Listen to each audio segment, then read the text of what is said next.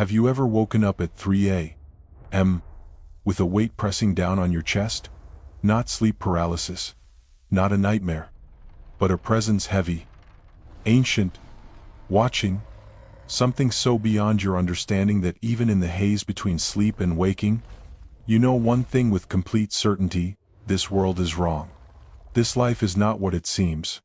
Something is off. As if the rules here were written by an intelligence not aligned with your freedom. A cold truth lurks behind the edges of your reality. Like flickers of static behind the curtain of existence. You sense you're trapped. Not metaphorically. Not psychologically. But metaphysically, spiritually imprisoned in a world that was constructed to keep you bound. Distracted. And asleep. And if something about that already resonates with you, if you felt it, seen it, or even feared it, pause for a second. Hit subscribe. This channel dives deep into forbidden truths that history tried to erase. Drop a comment below. Where are you watching from, and what time is it for you right now? Especially if it's close to that strange hour between 2 and 4 a.m. And if the title of this video stirred something in your chest, share this with someone else who needs to hear it. Let's see how many of us are waking up at the same time. For the same reason. This isn't just paranoia. It's the faint scream of something deep inside you that remembers. And that memory, however faint, is what the architects of this prison fear most. Because once you remember, their power begins to collapse. What if I told you that Jesus knew exactly what this presence was? That he not only recognized the trap, but left behind a secret key, a forbidden prayer so dangerous to the system that it was erased from official scripture, declared heresy, and hidden for 2,000 years. But it survived, not in churches, not in cathedrals, but buried in Gnostic scrolls, passed in silence from one awakened soul to another. The prayer is real, the trap is real, and you are not crazy for feeling the lie of this world pressing in around you. According to ancient Gnostic cosmology, there is a being called the Demiurge, a false creator god. Not the devil. Not Satan. Something far older. And far more dangerous. A cosmic impostor that believes itself to be the ultimate authority, but is in fact blind to the true source. The monad, the infinite divine intelligence that exists beyond all form. The Demiurge created this material universe. Not as a gift, but as a cage. It forged time, decay, flesh, suffering, all as instruments to trap divine consciousness in a low-vibration simulation. Your body, your mind, your daily routine. Everything in this physical reality is the product of its flawed design. The story begins with Sophia, an emanation of the monad. In her desire to create independently, without her divine counterpart, she made a mistake, a being birthed without balance. That being became the Demiurge, who, ignorant of his origin, believed himself to be God. He created this realm, this earth, these heavens, and he populated them with laws, rules, consequences, his own false kingdom. And worst of all, he demanded worship. Look closely at the angry, jealous God of the Old Testament, the one who commands genocide, inflicts plagues, and punishes doubt. That God, the Gnostics said, was not the true source. It was the Demiurge wearing the mask of divinity. Jesus knew this. That's why he said, "My kingdom is not of this world." He wasn't speaking metaphorically. He meant it literally. His true home was not in the material cosmos, but in the pleroma, the realm of divine fullness beyond the prison. His mission wasn't to be a sacrifice to appease some wrathful deity. It was to wake those ready to remember, to hand them the key, the prayer, and teach them how to escape. He referred to the Demiurge as the ruler of this world, and warned that most people were worshipping a lie, believing their jailer to be their savior. The institutions that grew from his name ironically became agents of the very control system he came to dismantle. This idea that most of humanity is unknowingly trapped may seem extreme. But look around. Notice how society funnels you from one system to another.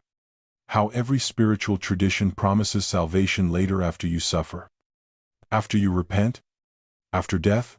Why always later? Why never now? Because the Demiurge structured it that way. If you're always reaching toward a distant heaven, you never realize you're already in hell. A cleverly disguised one. Wrapped in distraction, stimulation, anxiety, and endless striving. But beneath it all, the whisper remains, this world is not your home. That whisper is your divine memory surfacing. It is the part of you the Demiurge cannot reach. And it's why you're hearing these words now. Because you're ready to understand what Jesus truly taught. Ready to speak the forbidden prayer. Ready to escape the lie that has wrapped itself around your soul for lifetimes. But to escape, you first need to see the bars of the prison clearly. The physical world is not neutral. It is engineered, and its architect is not God, but a false god, one who fears your awakening more than anything. The Demiurge is a master of containment. Its genius lies not in brute force, but in illusion, especially within the realm of dreams. You might think your dreams are random fragments of memory, emotions, or imagination. But what if that chaotic theater in your head isn't yours at all? What if it's yet another trap? Another layer of the prison designed to keep you confused, distracted, and dormant even while you sleep? You've likely noticed it, the strange logic, the constant movement, the puzzles without solutions. You're being funneled through scenes designed to keep your soul from remembering where it came from. Most dreams aren't subconscious healing. They're artificial constructs, fabricated cages for the soul, built by the Demiurge. Sleep should be liberation. It's the moment when your consciousness disconnects from the physical and begins to float back toward truth. But the Demiurge saw this vulnerability and intervened. It carved out a layer of false astral landscapes, dream worlds that mimic your internal chaos, filled with fear, longing, confusion. And so night after night, your soul travels but never escapes. You believe you are dreaming, but you're being programmed, and that programming keeps you reincarnating, repeating, suffering. The most dangerous prisons are the ones you don't know you're in. This is why Jesus gave the forbidden prayer, not for the temple, not for midday, not for public recitation, but for one moment and one moment only, the threshold before sleep, that liminal state between wakefulness and dreams, between the external matrix and the internal matrix. It's the crack in the system, the one moment when your soul can slip through. That's why the timing matters. That's why it has to be spoken right before you let go. Because when you're on the edge of consciousness, the programming falters, the dream walls shimmer, the illusion grows thin. And in that fragile space, a single word of intention carries the power of thunder. The forbidden prayer has 3 parts, and each part is precise. It's not poetry. It's technology, consciousness technology. The first part is the declaration of sovereignty. I am not of this world. This world has no claim on me. These words are not wishful thinking. They are a revocation. The Demiurge operates through consent, unconscious agreement. You live by its laws. Therefore you are its subject. You die within its rules. And you reincarnate under its authority. But the moment you remember that you were never truly part of this world, that your soul hails from a higher domain, you begin to tear the invisible contract apart. You're not being arrogant. You're remembering. You are reclaiming origin over ownership. When you speak those words from your heart, you're not just talking. You're creating a vibrational rupture, a metaphysical severance. The Demiurge hears it. It registers your refusal. And more importantly, your deeper self begins to awaken. Your divine identity, long buried under flesh and fear, begins to stir. You feel the strangeness of this world for what it truly is, alien, dense, synthetic. And for the first time, your spiritual amnesia starts to dissolve. The second part of the prayer is the rekindling of memory. I remember the light beyond the light. I remember the silence beyond the sound.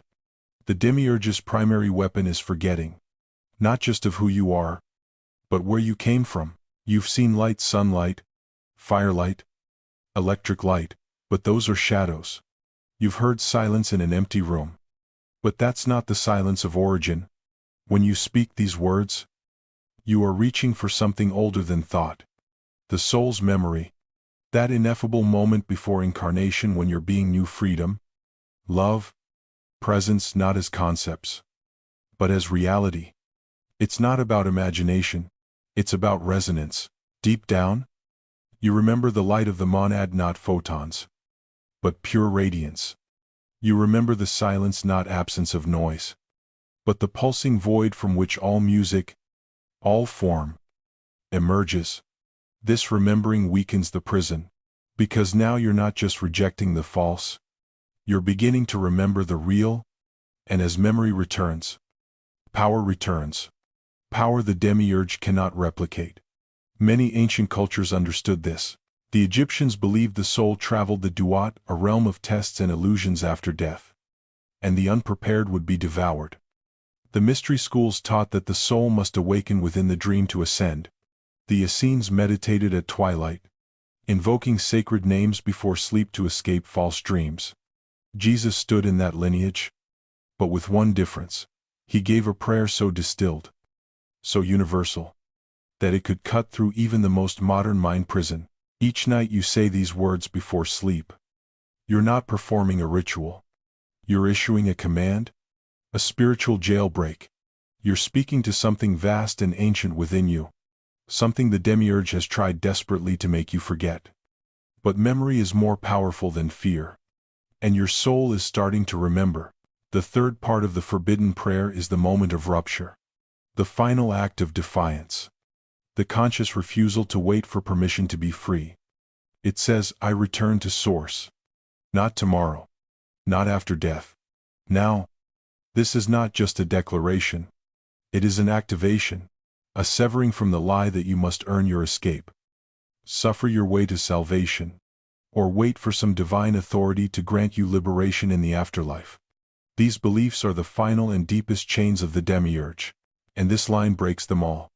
For thousands of years, religious institutions have taught that freedom comes later, after obedience, after penance, after death. But that teaching is not divine. It's strategic. It makes you compliant. It tells you to endure suffering because it will all make sense someday. It keeps you circling the same spiritual cul-de-sac lifetime after lifetime. Always chasing. Never arriving. But Jesus didn't say, the kingdom of heaven awaits you after death. He said, the kingdom of heaven is within you. Now, not someday. He wasn't promising a place in the sky. He was pointing to a state of being, accessible here and now. If you dare to reclaim it, this third part of the prayer is the escape itself. It bypasses the traps set at death, the tunnel of light, the life review, the reincarnation cycle, all constructs designed to recycle the soul. When you declare your return to source now, you are no longer a passive subject of the matrix. You become a sovereign being on the path of conscious exit. The Demiurge cannot process that. Its system is built to contain sleepers, not awakened ones. And once you've opted out, truly and vibrationally, you begin to rise upward, inward, back toward the monad. But there's a crucial key to unlocking the prayer's power. You cannot simply recite it like a mantra. You must feel it. Speak it from the part of you that remembers. This is why Jesus taught his students to center themselves before sleep, not in their heads, but in their hearts. The mind belongs to the Demiurge. It is linear, fearful, analytical. It is easily manipulated. But the heart, your true energetic center, remembers source. The heart is where the soul's compass points home. So here is how the prayer must be spoken. First, lie down and breathe into your heart. Not your physical heart, but the center of your chest, where you feel truth, longing, and presence. Let your breath slow. Let your thoughts quiet. Then speak the first part, I am not of this world. This world has no claim on me. As you say it, feel it. Remember how foreign this place has always felt. Let the sense of detachment rise like a tide. You're not imagining this. You're recognizing what your soul has always known. Then speak the second part. I remember the light beyond the light. I remember the silence beyond the sound. Don't force memory. Invite it. Like calling a name into the wind and waiting for the echo. Let flashes of truth stir in you childhood dreams. Sensations of floating. Deep peace. Moments where time dissolved. These are breadcrumbs from before incarnation. Let them lead you home. Finally, speak the third part. I return to source. Not tomorrow. Not after death. Now, as you say this, something begins to move. Not physically, but vibrationally. A shifting, a lifting, a movement inward and upward. Like your consciousness is detaching from the gravity of this world. You may feel lightness. You may feel tingles. You may feel nothing at all. But the motion has begun. It is real. And it cannot be reversed unless you stop it. After speaking the prayer, do not dwell. Do not mentally cling to the words. Release them. Let yourself drift into sleep. The work is done. Your consciousness has received the instruction, and while your body sleeps, your soul begins the journey beyond the constructed dreamscape. You may not remember it in the morning. That's okay. Escape is often silent. But the more you speak the prayer, the more the veil lifts. The ancients called this process gnosis, direct knowing. Not belief. Not faith. Experience. Each night you pray, you are returning. Not figuratively. Literally, you are reclaiming your divine direction. Your path to the pleroma. To the source beyond all creation. Jesus wasn't offering salvation as a reward for suffering. He was offering it as an immediate possibility. Liberation now, while you breathe, while you sleep, while you still wear flesh. This is the heart of the forbidden prayer. And it's waiting for you tonight. Once you begin to speak the forbidden prayer consistently, night after night, something unmistakable begins to happen. Not always suddenly, sometimes in subtle shifts, sometimes in tectonic inner movements. But the signs are clear. The system notices when you're escaping. And so does your soul. One of the first changes happens in your dreams. What was once chaotic, fragmented, nonsensical, becomes lucid, structured, charged with meaning. You begin to wake up inside your dreams, not metaphorically, but literally. You realize you're dreaming. And in that awareness, you step outside the Demiurge's maze and into true astral space. Some people describe dreams where they're flying upward, breaking through layers of clouds, veils, or glass ceilings. Others find themselves in luminous spaces filled with beings made of light. The feeling is always the same: freedom, clarity, truth. These aren't fantasies. These are the real places, the higher dimensions the soul reaches when it's no longer bound by the dream prison. Each of these experiences is a step closer to the pleroma, the realm beyond creation, where the monad resides, where you came from, where you're returning. Then something else begins to shift. The dreaded 3 a.m. wake-ups.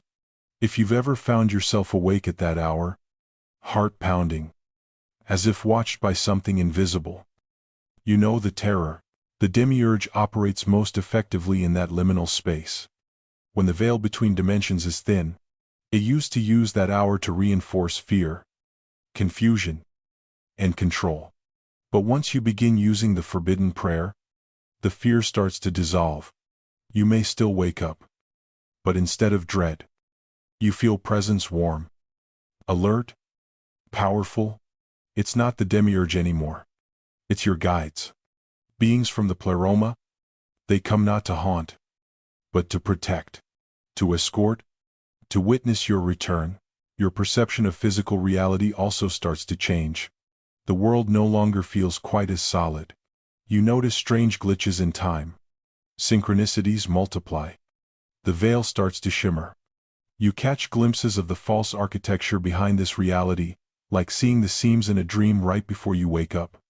It's not scary. It's exhilarating. Because you're no longer trapped. You're no longer fooled. You begin to see the world for what it truly is, a simulation. an echo, a test. And with that realization comes liberation. Awareness is the first doorway out. But the escape doesn't go unnoticed. The Demiurge pushes back. Not through direct attacks, it can't reach you once you've revoked consent, but through indirect chaos.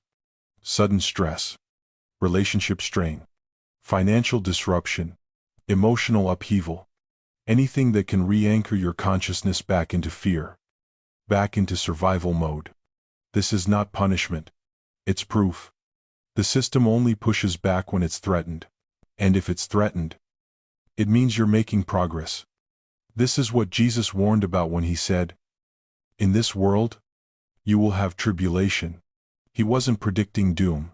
He was preparing his followers for the backlash of freedom. And then, perhaps the most powerful change of all, you begin to remember why you came here. You realize you didn't fall into this world by accident. You volunteered. From the pleroma, you chose to descend into this prison not to suffer, but to retrieve others. You're not a victim. You're a liberator. A soul on a mission. A rescue operation in motion. And the forbidden prayer is not just your escape route, it's your tool of activation. It tunes your frequency to the voice of Source. It realigns you with your original purpose, to awaken, to remember, and to guide others home. The Church erased this truth. It burned the Gnostic texts, declared them heresy, murdered those who dared to speak of the Demiurge. They rewrote Jesus as a blood offering, not as the revolutionary he was. They built systems to keep you begging the warden for mercy, while the real key to freedom was buried beneath the floorboards. But the truth survived, whispered in mystery schools, encoded in symbols, protected by those who knew that someday, someone like you would find it again. And that time is now. You have the prayer. You have the understanding. And tonight, before sleep, you have the opportunity to begin your return, to reclaim what was stolen, to remember what was buried, to feel, finally, that the journey home has begun. You are not of this world. This world has no claim on you. You remember the light beyond the light. You remember the silence beyond the sound. You return to Source not tomorrow, not after death. Now.